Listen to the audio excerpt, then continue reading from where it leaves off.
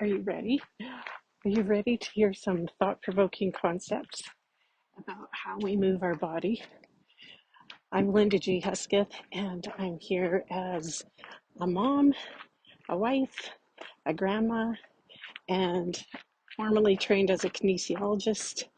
So the science of human movement, but also a world traveler. So I'm going to bring you concepts based in Ayurvedic medicine, traditional Chinese medicine, different cultural thoughts on movement, and hopefully inspire you to apply some of these really simple principles that are so cool, and they leave us feeling so good.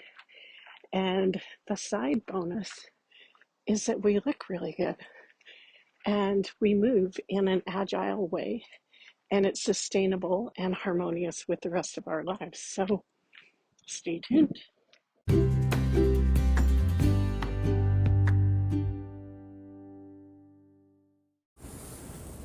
You guys, I want to talk to you about something that we hear lots of fancy words around, but really our heart is so easy to understand.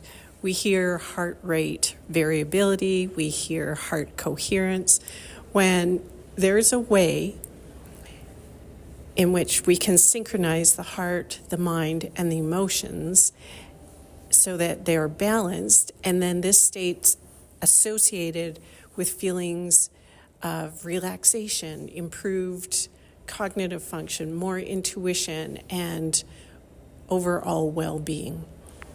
So this isn't super hard to understand. I'm going to get you to do something with me while you're listening. It doesn't matter if you're sitting, standing, walking, driving in your car, but I'm going to get you to come into some awareness of your breath cycle.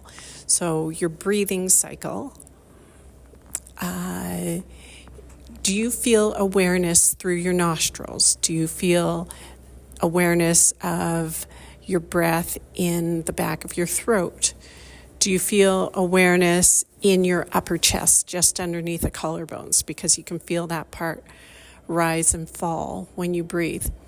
Or do you feel a difference around the bottom of your rib cage, like the front, sides, and back of your rib cage? Do you feel that part of your torso expand and contract when you go through an inhale and exhale breath cycle? Because what we're talking about is when we're stressed, there is a shallow breath, and the sternum, the upper chest, where your collarbones are, will rise and fall.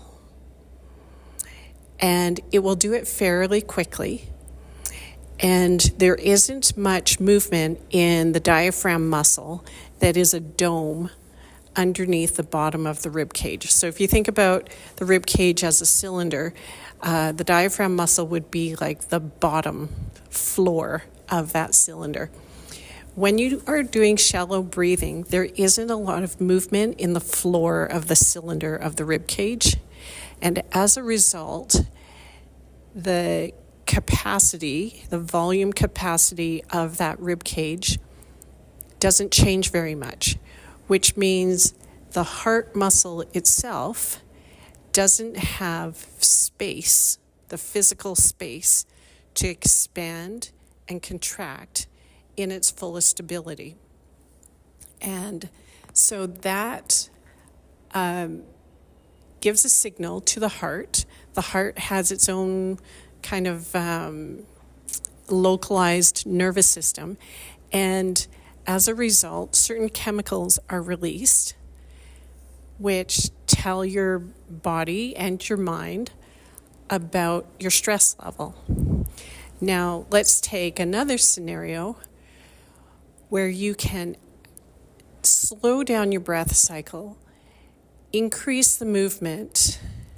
Some people call it belly breathing. See if you can increase the movement, the expansion and contraction of your ribs. So your your low ribs, especially in the back body, will actually contract and open up like an accordion musical instrument. Try that for a few times. So what's happening when we do a belly breath is that diaphragm muscle gets involved. On the inhale, the diaphragm goes down, so the belly goes forward and out, and people think, oh, I'm getting a little poochy belly, which is good, because then the rib cage capacity increases, and then we'll naturally have our diaphragm muscle rise up into our rib cage to exhale. So the diaphragm is a breathing muscle as well. So that floor of your cylinder will rise to kind of squeeze out the volume, and that's what the exhale is. Now the cool thing is when we can change the volume capacity of that cylinder, that gives the heart more physical space to increase and decrease with every heartbeat. And so it doesn't have to beat as fast to get the volume of blood out. The stroke capacity, the stroke volume is greater. And with that comes more calm. There's a whole different set of chemicals that's released to the mind, to the body, to the emotions. It's a different kind of chemical bath, if you will. And this controlled breathing technique is called heart coherence. And when you control the speed of your heartbeat, slowing it down, and you synchronize it with your breath, you immediately can reduce stress. So we use this technique with our clients to help them fall back to sleep if they wake during the night. We use this for golfers between strokes, between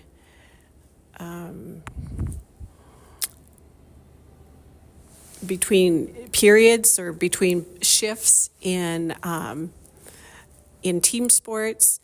This is a breathing technique that can really immediately calm anxiety. We use this with public speakers who are about to go on stage. Classically trained actors and singers use this. So if you're feeling anxious, if you're feeling stressed, take a few deep breaths to calm yourself. This will usually work immediately. So now you know why. So the answer is always that this deep breathing helps your heart achieve a state of coherence. The coherence, heart coherence, cardiac coherence is a method of slow, controlled breathing that synchronizes with your heartbeat cycles and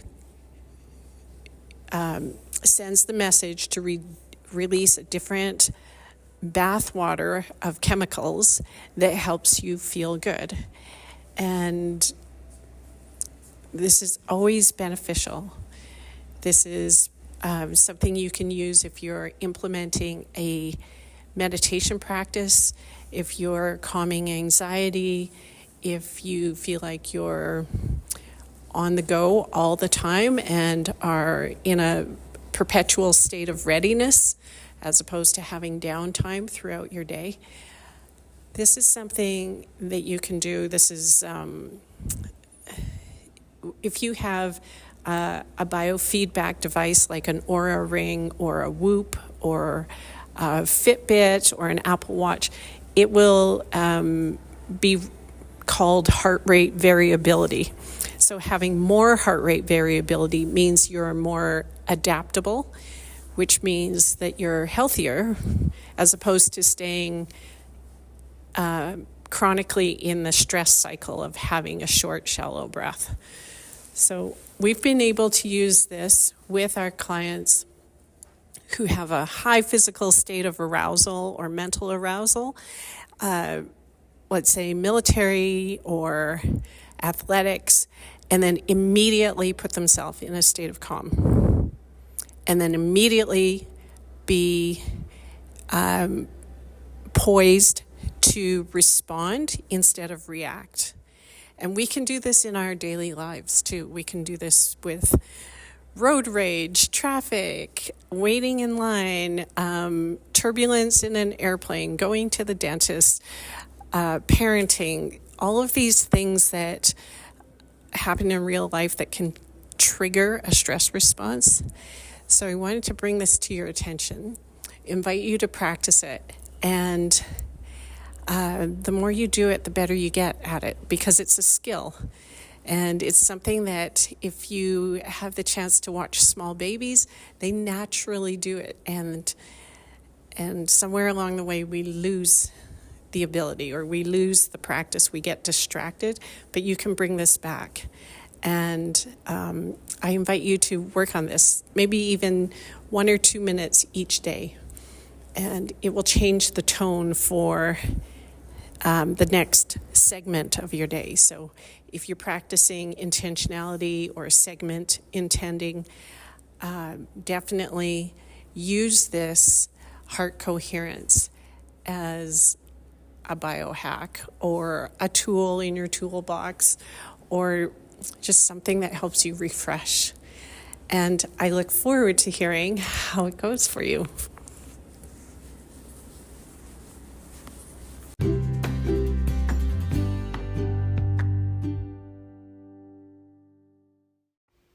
I hope you enjoyed our time together. If you'd like to deepen some understanding or continue to have shared experiences together, I invite you to connect on my website. It's www.lindagehesketh.com, and there are some freebies on there.